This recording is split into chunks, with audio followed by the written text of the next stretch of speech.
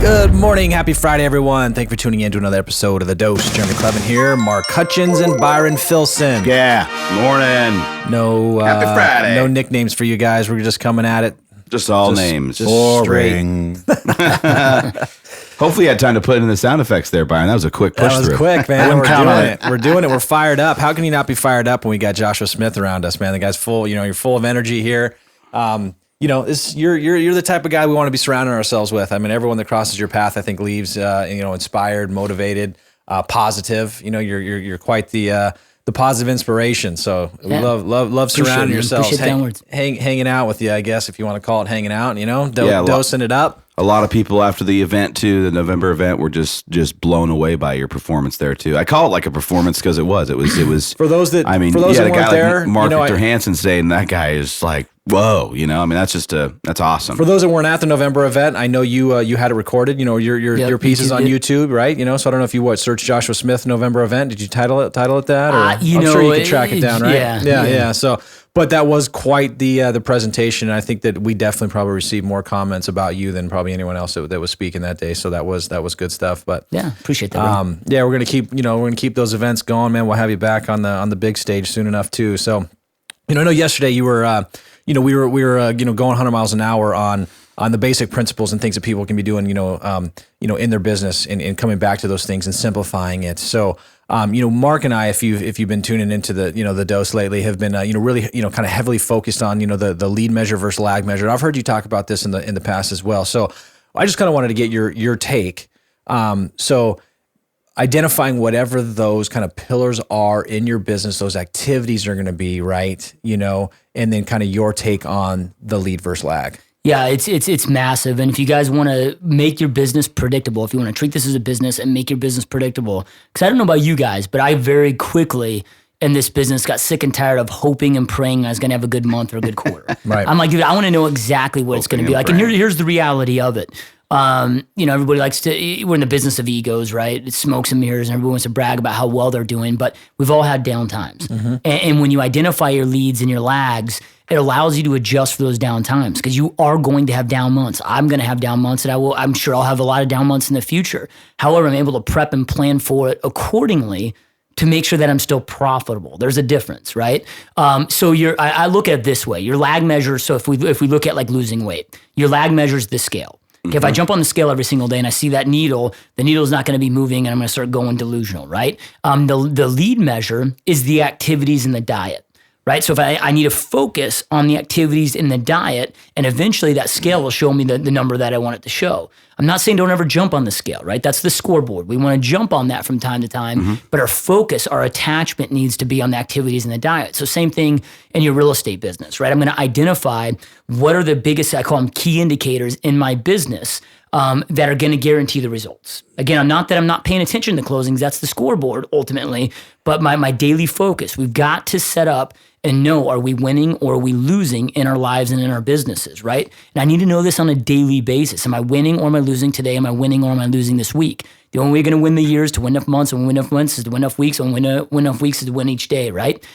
So I need to understand it. So the key indicators I pay attention to are conversations, lead conversations, appointments made, and then lead generation, right? So activities. Yeah. Okay. Activities, right? So like, for example, when I'm doing an open house, I'll just use this as an example. We know following our model, 15 sign-ins at our open house equals 1 closed sale, right? So if I'm an agent wanting to close a house a week, then I know I'm not focused on how many open houses I'm doing. I'm focused on, hey, I got to get 15 sign-ins. So if I just did one a week or 2 weeks, whenever New Year's weekend, so glad all that crap's over. A few weeks whenever that was, dude. Maybe it was a slow weekend that weekend, right? So then, okay, now we know we need to double down this next week to make up for that. So we can make our business consistent. So we know what it's going to be. So then let's break it down a step further, right? I know for just tracking and being a numbers geek for the last decade of my life, these numbers hold true in Arizona. They hold true all over the United States. They hold true all over Canada. And I coach it all over North America, right? So 4 appointments made equals 1 closed sale. right? So you're going to set 4 appointments. One of them is going to no-show you. I mean, imagine that in this business, right? So you have 3 of them that show up. Of the 3 that show up, you're not going to sign everybody, whether they're turning you down or you're turning them down. If you're accepting every single client, that's a massive problem. You should be turning down clients, and once in a while, you're going to get turned down as well. So of the 3 appointments, 2 are going to become signed clients. Of the 2 signed clients, not everybody enters escrow, not all escrows close, right? So that's going to equal 1 closed deal. So then now I know if I want to close a deal a week, I have to be making 4 appointments every single week. I don't have appointment conductions as a lead measure because I can't control that. I can't control if anybody no-shows me, but I can control how many appointments I've made, right? Then I know 10 lead conversations is going to equal 1 appointment. Well, what's a lead conversation? It's a conversation with a lead that's in your system that you haven't done business with previously, and it can be over the phone, email, texting, you're conversing back and forth about real estate and you're asking for the appointment. It's not 10 new lead conversations. You might be in my database and this is our 8th conversation and finally I get that appointment. So then, okay, if I need 4 appointments made every single week to get a closed sale, now I know that I need 40 lead conversations weekly to make that a reality, right? So then how many leads do I need? Well, the answer to that is as many as it freaking takes to have that many conversations to set those amount of appointments, right? And roughly some baseline numbers are 5%, right? So if I want to close 50 deals, I need 1,000 people in my database that I'm following up with aggressively on an annual basis. That breaks down to, if we break it down to the math, round up, it's 3 per day. So I want to know that. And then the thing, and I talked about this at the November event for those of you that were there, but those that weren't, I base everything on a 10-month sales cycle. We don't operate in a 12-month sales cycle, right? Mm-hmm. Not saying that you take time off, but our clients do. Mm-hmm. Right? So I base everything on 10 months. So I get my numbers to hit my goals on an annual basis, and I divide that out based on 10 months.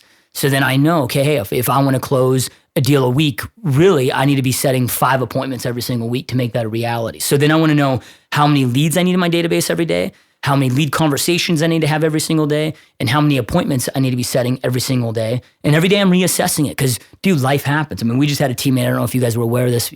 You probably were, being that you guys are the brokers.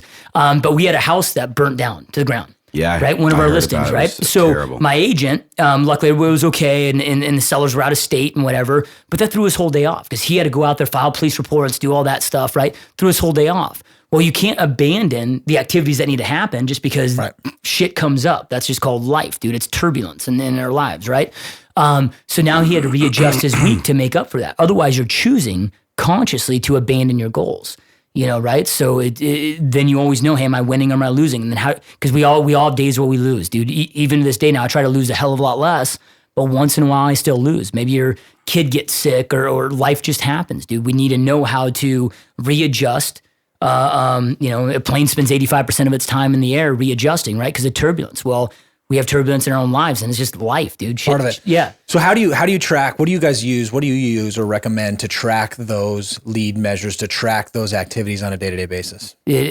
I'm old school with this stuff, but it's I like it because it's simplistic, it's free, and you can put an app on your phone, so it's really easy to track. It's just Google Drive. Okay. Google Sheets inside Google Drive, man. Yep. We use it. Love it. It's awesome. The drive is great. So, but it was essentially, somewhat of an old school tactic. It's almost like works like an Excel spreadsheet. Yep. And just tracking it. And I love it because the fields are really small, right? So there's no room for an excuse to be written in the damn field. It's either you did the work or you didn't. Yes or no. And that's what it boils down to. When I have all these top agents on my podcast, and I've had so many, like I said, top Remax agent, top Keller Williams agent in the world. I had a dude on there yesterday that he had a conversation. He was in a room right before he jumped on my podcast. And between the 4 agents that were in that room, they collectively did about $1 billion in sales. Unreal. In 2015. And the one thing that they all say, dude, is there's no substitute for the work. There's no magic pill, and it's doing the work, man. It's the unsexy shit that makes you successful, right? It is those spreadsheets. It is attaching to the process, attaching to the mundane, boring tasks that nobody wants to do. But if you want an extreme life, if you want extreme results, you got to do the extreme shit that nobody else is willing to do. And that might mean staring at a damn spreadsheet 3 hours a day, right? Just how it goes. Yeah, it's so true. That's our life is spreadsheets. And I love the quote you said, everyone wants to be successful until they have to do what the successful people do, right? Yep. That's how it goes. Go out and chew it up. That's 100% true. Go out and get it, Yep. And that's why there never will not. That's why everybody on planet Earth will never all be successful. Just because it's unfortunately it's the way. So when we you live. talk about those things, those lead measures, the things that you're tracking, is that how you kind of recommend? You know, I think that the results, the production, the scale, that's essentially an easy scoreboard to kind of, you know, we can look, okay, well, what did I do in production? Okay, there's my scoreboard.